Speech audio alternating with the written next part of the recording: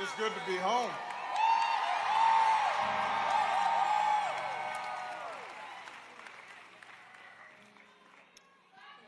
I love you back.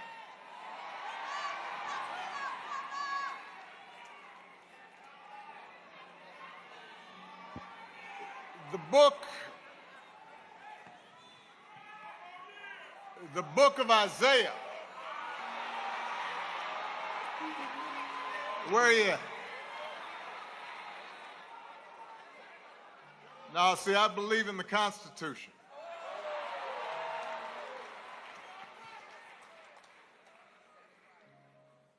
The book of Isaiah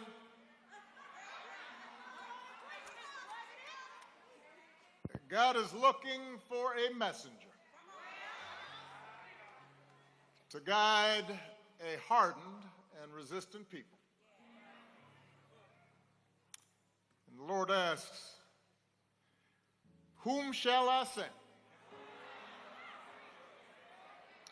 And who will go with us? To which Isaiah replies, here I am, Lord. Send me.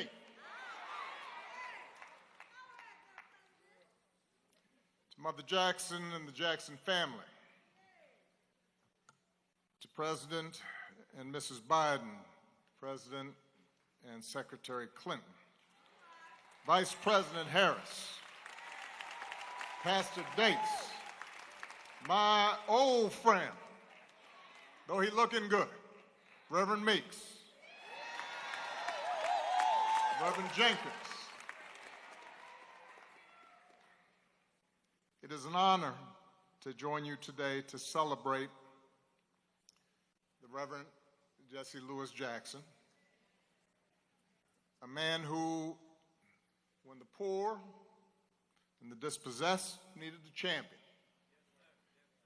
and a country needed healing, stepped forward again and again and again and said, send me.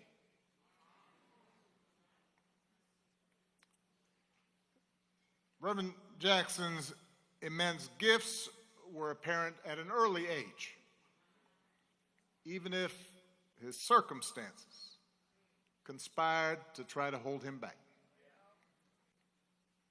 Born out of wedlock to a teenage mom, growing up under the oppressive cloud of segregation, confined to schools, sports facilities, movie theaters that were separate and unequal.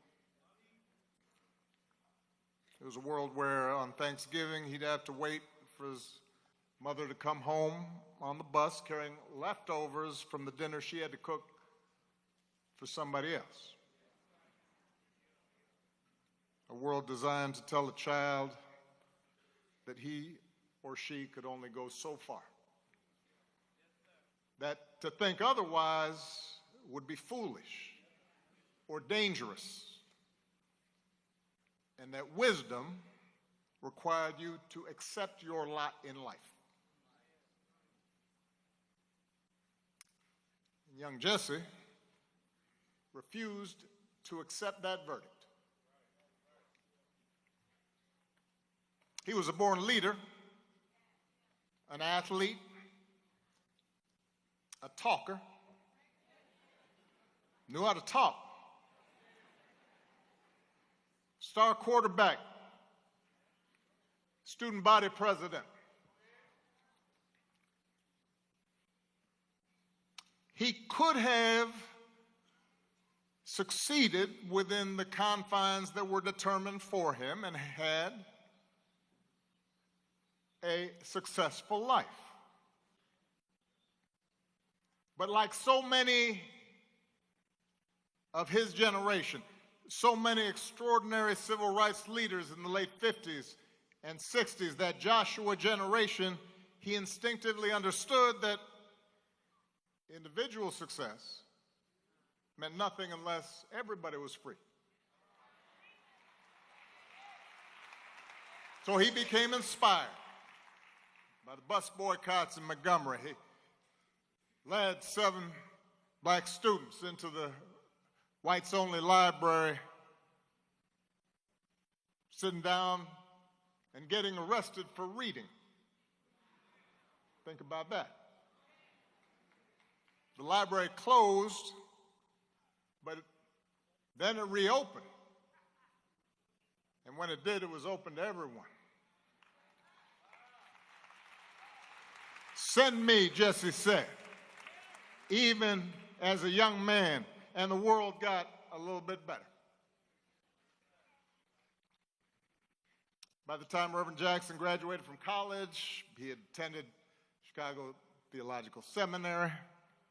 He knew the nature of his calling, and he became, as everybody knows, the youngest member of SCLC, assigned to lead Operation Breadbasket here in Chicago, right around the time that Isaiah Thomas is talking about. And it was during this period, and especially after Dr. King's death, when the optimism of the early movement had begun to fade and leadership had begun to fracture,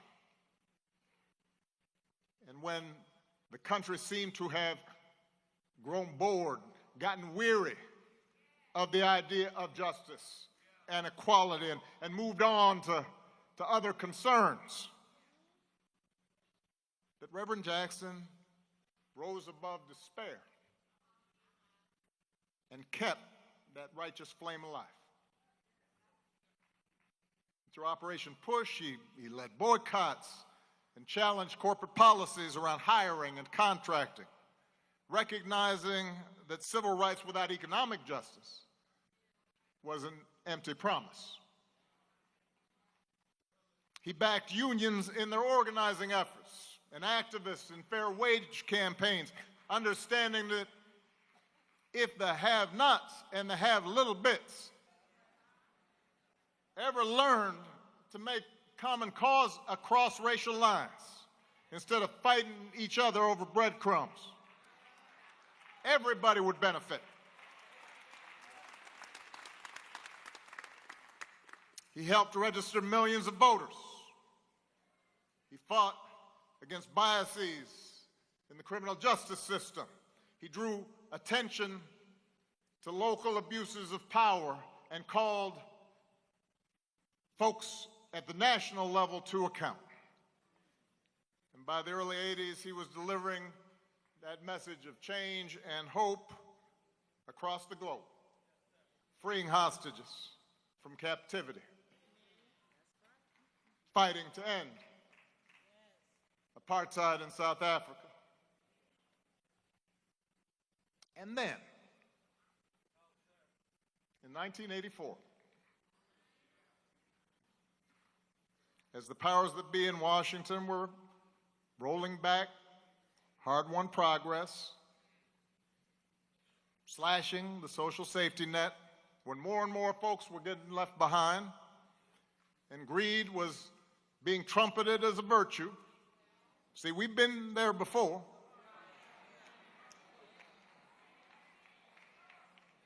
He stepped forward once again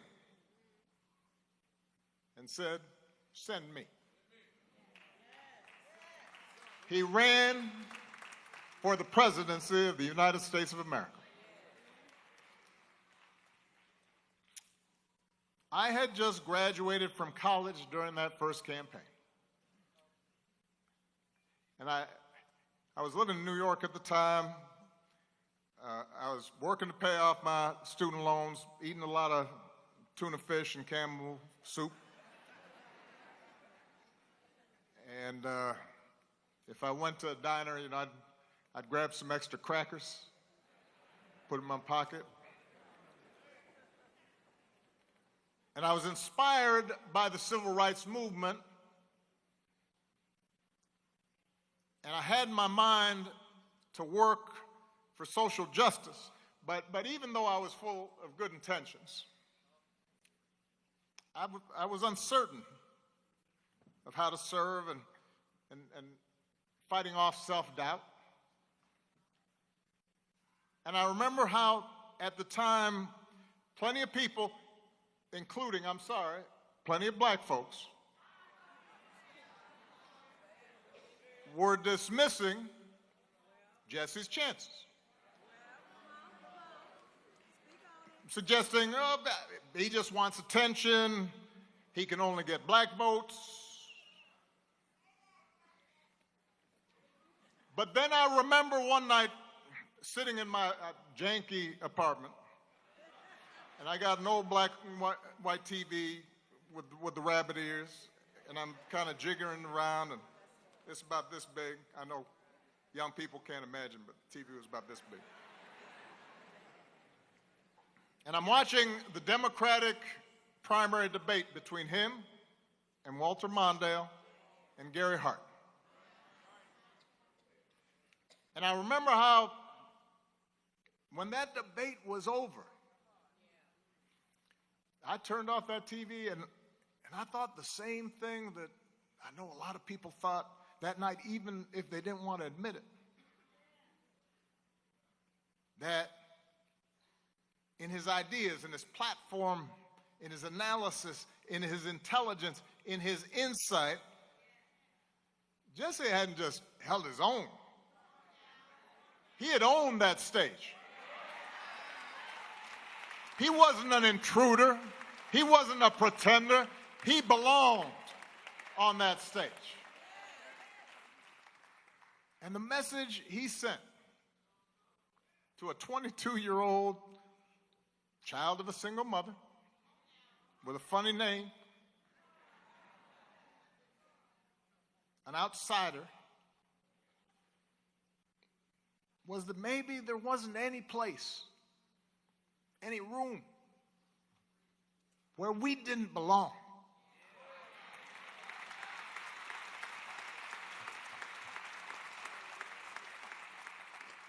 And that message of fairness and dignity, of justice and hope, that's what the Rainbow Coalition was all about. In 1984, and then again in 1988, Jesse didn't just speak to black folks, he spoke to white folks and Latinos and Asian Americans and the first Americans. He spoke to family farmers and environmentalists. He spoke to gay rights activists when nobody was talking to gay rights activists, and blue-collar workers. And he gave them the same message, that they mattered, that their voices and their votes counted. He invited them to believe. He invited us to believe in our own power to change America for the better.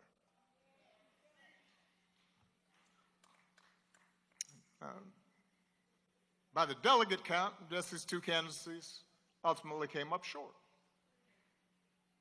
But he paved the road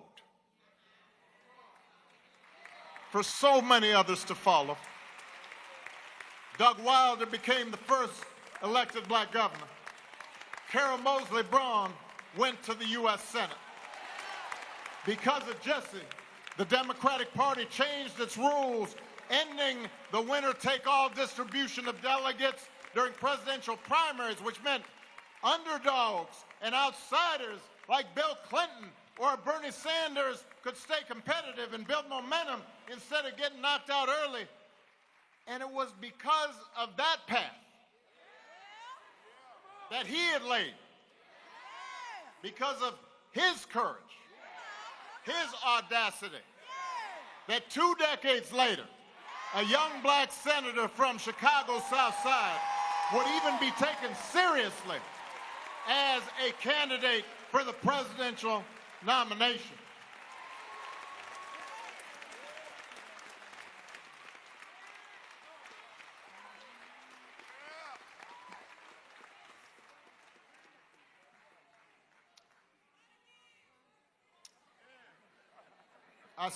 I still credit that first run of Jesse's and Harold Washington's campaign for drawing me to Chicago. And I didn't know anybody when I first arrived. And I was working as a community organizer, as it so happens, in neighborhoods right around here. Roseland, Woodlawn, Alt Gill, West Pullman. And I'm meeting these young preachers like Meeks and some crazy priest named Flager.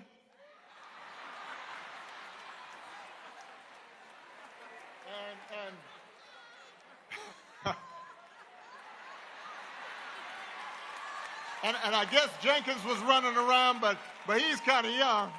He came a little bit later, so I'm going to churches and I'm listening to all these amazing preachers and it was hard work, and half the time I didn't know what I was doing, and progress was slow, and I definitely didn't know how I was going to survive these Chicago winters, because I grew up in Hawaii. But I do remember heading to the Push headquarters some Saturday mornings to listen and learn from Reverend Jackson.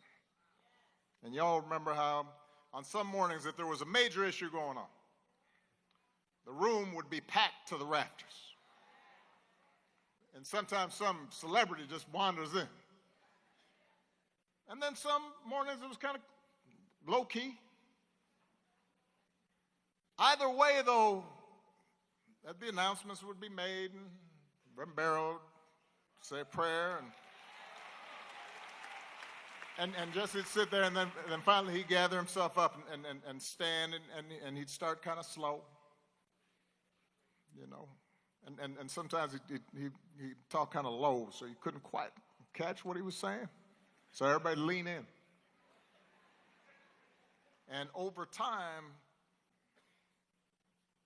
it was that same boundless energy that would emerge, and that same passion and that same insight.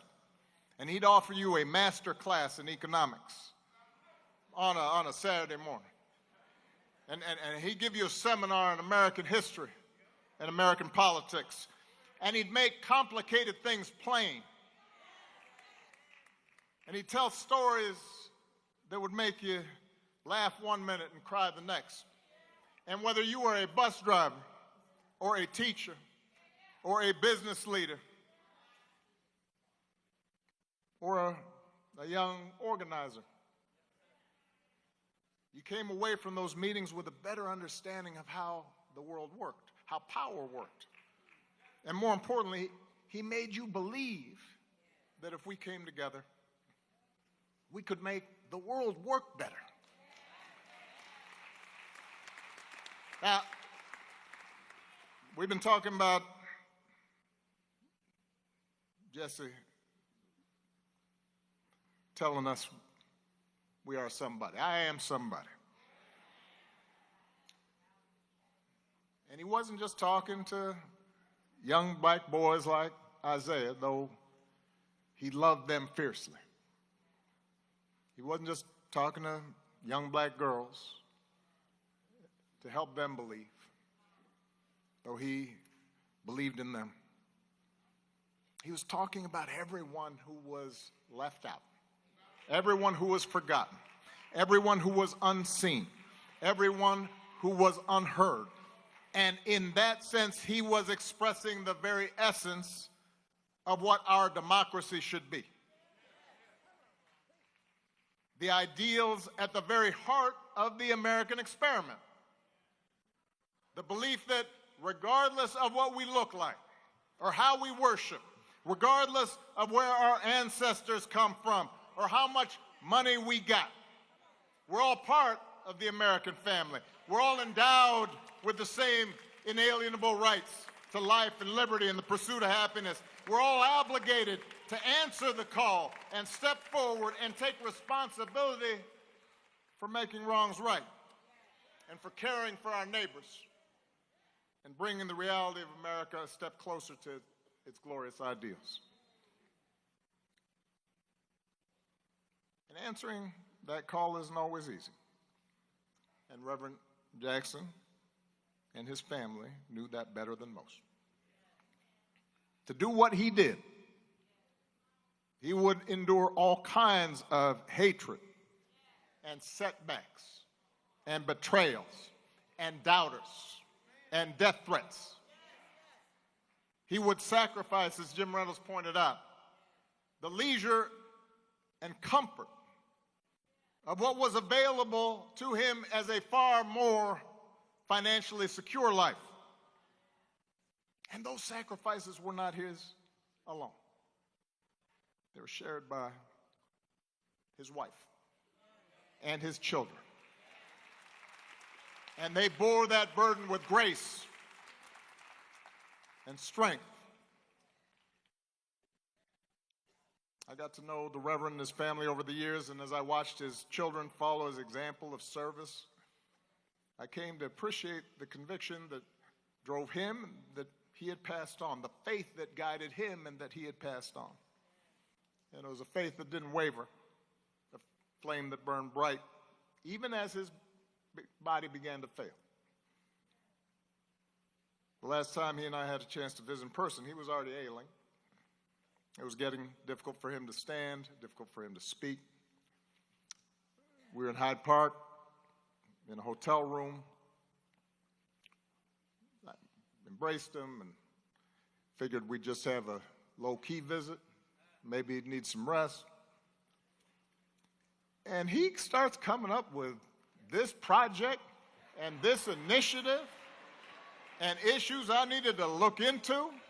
And here's some commentary that he would suggest, and some phrasing that he thought might work, and maybe we might co-write an article.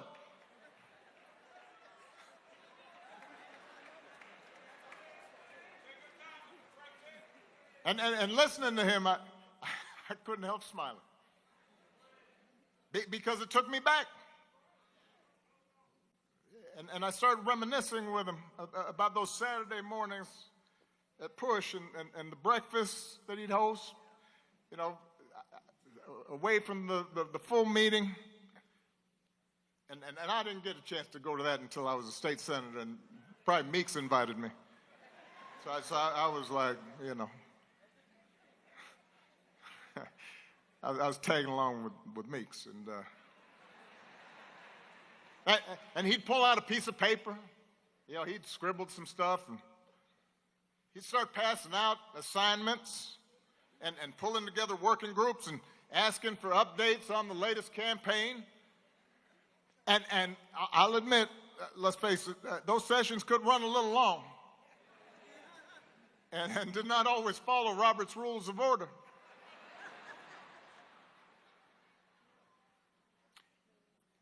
But when Jesse called your name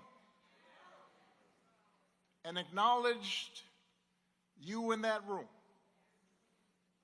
especially if you were young, especially if you were just coming up, especially if you weren't sure you could pull off what you thought you might be able to do, especially when you needed help. When he did that, you stood up a little straighter.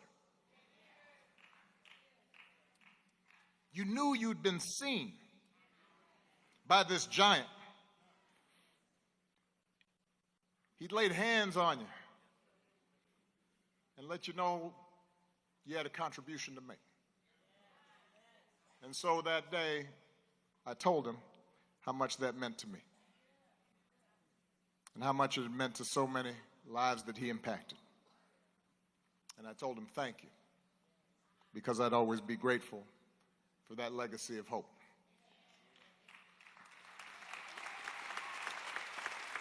I know I've gone long.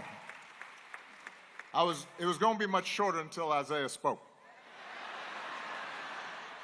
I figure if a Detroit Piston can take up this much time,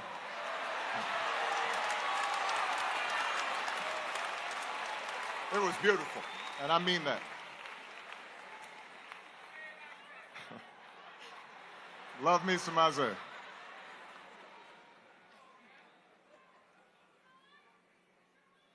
We are living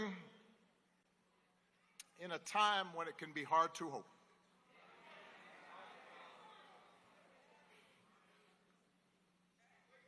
Each day we wake up to some new assault on our democratic institutions. Another setback to the idea of the rule of law. An offense to common decency. Every day you wake up to things you just didn't think were possible. Each day we're told by those in high office to fear each other and to turn on each other, and that some Americans count more than others, and that some don't even count at all. Everywhere we see greed and bigotry being celebrated, and bullying and mockery masquerading as strength. We see science and expertise denigrated, while ignorance and dishonesty and cruelty and corruption are reaping untold rewards.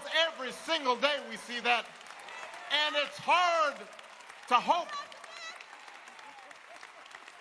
in those moments. So it may be tempting to get discouraged, to give in to cynicism. It may be tempting for some to compromise with power and grab what you can, or even for good people to maybe just put your head down and wait for the storm to pass. But this man, Reverend Jesse Lewis Jackson, inspires us to take a harder path.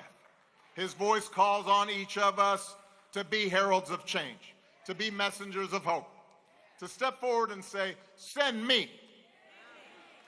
Wherever we have a chance to make an impact, whether it's in our school, or our workplaces, or our neighborhoods, or our cities. Not for fame, not for glory, or because success is guaranteed, but because it gives our life purpose. Because it aligns with what our faith tells us God demands. And because if we don't step up, no one else will. How fortunate we were that Jesse Jackson answered that call. What a great debt we owe to him. May God bless Reverend Jackson. May he rest in eternal peace. God bless you.